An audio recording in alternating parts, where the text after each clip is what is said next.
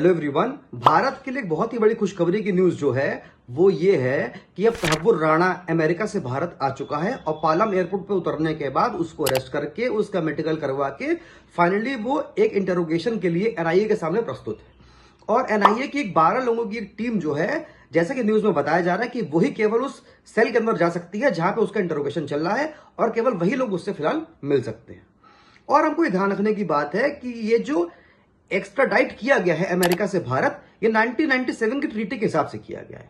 अब सबसे बड़ा सवाल हमारे सामने ये आता है कि जो 26/11 का आरोपी है, जिसको कहा जा रहा है कि वो मेन मास्टरमाइंड है, की कॉन्स्पिरेटर है पूरे 26/11 मुंबई हमले का, जिसमें कसाब को फांसी हुई थी, क्या इसको भी फांसी हो सकती है कि नहीं?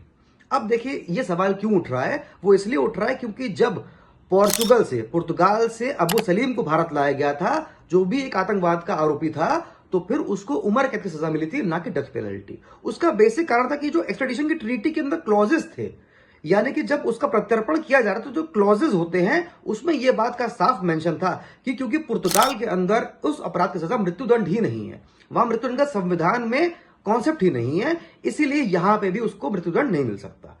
लेकिन हमको यह ध्यान रखना है कि अमेरिका का जो सिस्टम है उसमें आतंकवाद की सजा जो है या उसकी कॉन्स्पिरेसी की सजा जो है वो मृत्युदंड से कारित है और वहां पे दंडनीय उससे है। और सेम भारत के अंदर भी है। तो भारत के अंदर वेजरिंग वॉर यानी कि युद्ध छेड़ना या उसकी कॉन्स्पिरेसी करने में मैक्सिमम पनिशमेंट डेथ पेनल्टी भी है और उम्र कैद भी है।